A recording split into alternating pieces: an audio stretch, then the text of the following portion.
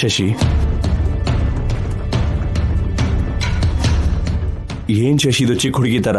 ನಾನೇನ್ ಚಿಕ್ಕ ಹುಡುಗಿ ಅಲ್ಲ ರೀ, ನನ್ಗೂ ಮದ್ವೆ ಆಗಿದೆ. ನನ್ಗೇನ್ ಬೇಕೋ ನನಗ್ ಚೆನ್ನಾಗ್ ಗೊತ್ತು. ನನ್ಗೇನ್ ಕಮ್ಮಿ ಆಗಿದ್ಯೋ ಅದು ಗೊತ್ತು. ಈಗೇನ್ ಕಮ್ಮಿ ಆಯ್ತು ನಿನಗೆ? ಗೌರವ, ಮರ್ಯಾದೆ. ನಿಮ್ ಹೆಂಡತಿಯಾಗಿ, ಆ ಮನೆ ಸೊಸೆಯಾಗಿ ನನ್ಗೆ ಗೌರವ ಮರ್ಯಾದೆ ಬೇಕು. ಈಗ ನಿನ್ನ ಯಾರು ಬೇಡ ಅಂದ್ರು? ಮಾತಲ್ ಹೇಳ್ದೇನೆ ದೂರ ಇಟ್ರಿ ಅಲ್ವಾ? ನಾವೆಲ್ಲ ಒಂದೇ ಕುಟುಂಬ ಅಲ್ವಾ ಶಶಿ? ಹೇಗಾಗ್ತಾರ ಅಭಿ? ಅವರು ನಮ್ ಫ್ಯಾಮಿಲಿ ಮೆಂಬರ್ಸ್ ಹೇಗಾಗ್ತಾರೆ? ನೀವು, ನಾನು, ಕಲ್ಪನಾ ಅಮ್ಮಮ್ಮ ನಮ್ ಫ್ಯಾಮಿಲಿ. ನಿಮ್ ಅಜ್ಜಿ ದಿವ್ಯಾ ಆ ಮನೆ ಮಕ್ಳು. ಅವ್ರ ಮನೆತನ ಹೆಸರು ಬೇರೆ, ವಂಶ ಬೇರೆ. ಆದ್ರೂ ನಮ್ ಫ್ಯಾಮಿಲಿಲಿ ಹೇಗಿರ್ತಾರೆ? ಅಜ್ಜಿ ದೊಡ್ಡವರು, ತುಂಬಾ ವರ್ಷಗಳಿಂದ ನಮ್ಮ ಮನೆನ ಕಾಯ್ತಾ ಇದ್ದಾರೆ. ಅದ್ ನೀನ್ ಅರ್ಥ ಮಾಡ್ಕೋತಿಲ್ಲ. ಮತ್ತೆ ನಿಮ್ ತಂಗಿಗೆ ಏನ್ರಿ ಕೆಲ್ಸ?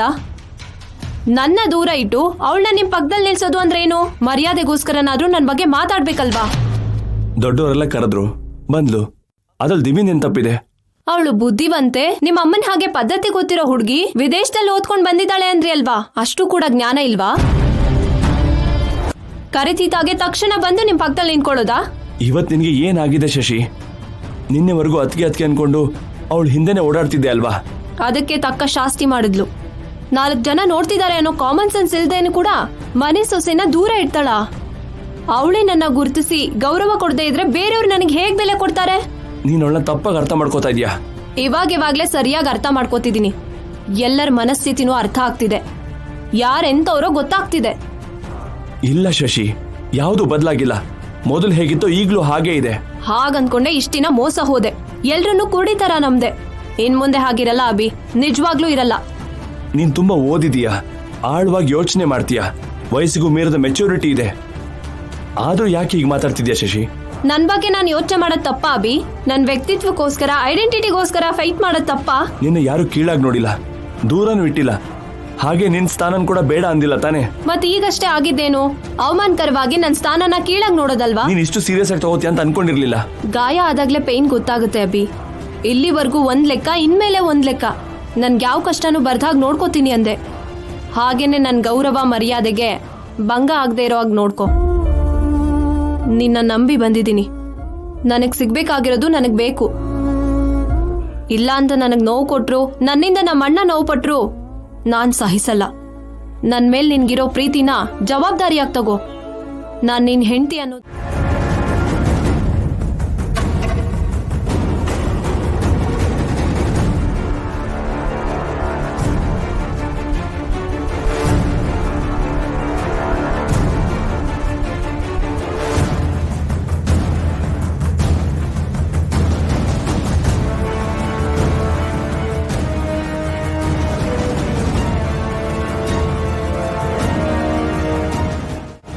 ಕಲ್ಪನಾ, ಅಜ್ಜಿ ಏನ್ ಅಷ್ಟೊಂದು ಯೋಚನೆ ಮಾಡ್ತಿದ್ಯಾ?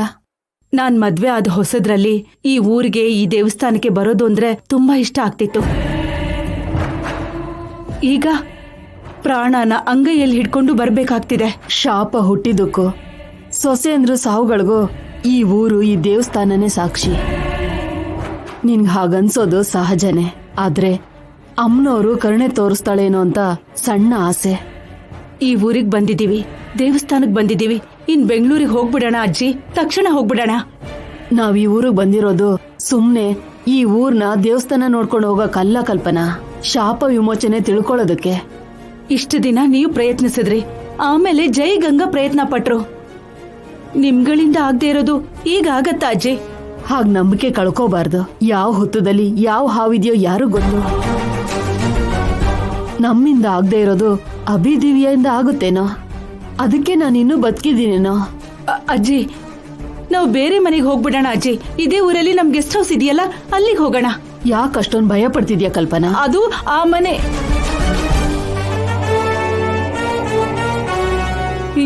ಏನಿಲ್ಲ ಅಜ್ಜಿ. ಏನೋ ಇದೆ, ನೀನ್ ಮುಚ್ಚಿಡ್ತಿದ್ಯಾ. ಅಂದ್ರೆ ಆ ಮನೆ ತುಂಬಾ ಹಳೇದಾಗೋಗಿದೆ ಅಲ್ವಾ?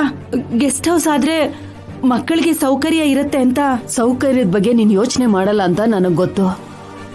ಹೇಳ್ದೆ ಹೋದ್ರೆ ನನ್ ಮೇಲೆ ಆಣೆ.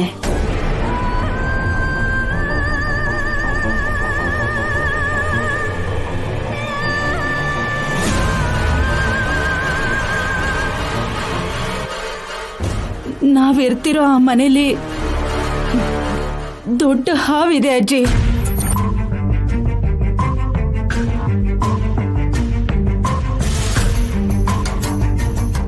ಮನೇಲಿ ನೀವು ಕೇಳ್ದಾಗ ಬೆಕ್ಕು ಅಂತ ಸುಳ್ಳು ಹೇಳ್ಬಿಟ್ಟೆ, ಬಂದಿದ್ದು ಹಾವೇ.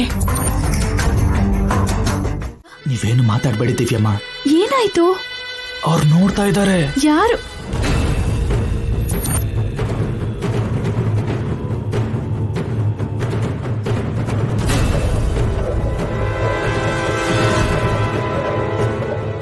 ಏನಂದೆ? ನಾನೇನಂದೆ? ಹೌದು ಸರ್, ದಿವ್ಯಮ್ಮ ಏನು ಹೇಳಲಿಲ್ಲ. ನೀನ್ ಬಾಯ್ ಮುಚ್ಚು, ನೀನ್ ಹೇಳು. ಏನ್ ಹೇಳ್ಬೇಕು? ಈಗಷ್ಟೇ ಏನಂದೆ? ಏನು ಹೇಳಿಲ್ವಲ್ಲ. ಏನಾದ್ರೂ ಕಾಣಿಸ್ತಾ ಅಂದೆ? ಅದೇ ಶಶಿ ಬಗ್ಗೆ ಕೇಳ್ದೆ. ಶಶಿ ಬಗ್ಗೆ ಏನು? ಅದೇ ಸರ್, ಆಗ್ಲೇ ಶಶಿ ಅಮ್ಮ ಕೋಪದಲ್ಲಿ ಹೋದ್ರಲ್ವಾ. ನಿನಗ್ ಬಾಯ್ ಮುಚ್ಚು ಅಂದೆ. ನೀನ್ ನನ್ನ ಕನ್ಫ್ಯೂಸ್ ಮಾಡಿದ್ ಸಾಕು. ನಿನಗ್ ವಿಶ್ವಾಸ ಕಮ್ಮಿ, ಓವರ್ ಆಕ್ಷನ್ ಜಾಸ್ತಿ. ಹೇಳು, ಇಬ್ರು ಏನ್ ಹುಡುಕ್ತಾ ಇದ್ದೀರಾ? ಶಶಿನೇ ಹುಡುಕ್ತಾ ಇದೀವಿ. ನಿನ್ ಮೋಡಿ ಮಾತುಗಳು ನನ್ನ ಹತ್ರ ಬೇಡ. ಶಶಿ ಹತ್ರ ನಾನು ಹೋಗ್ತೀನಿ, ನೀವಿಬ್ರು ಬಂದಿರೋ ಕೆಲ್ಸ ನೋಡಿ ಅಂತ ನಿಮ್ ಅಣ್ಣ ಹೇಳಿದ್ದನ್ನ ಕೇಳಿಸ್ಕೊಂಡೆ.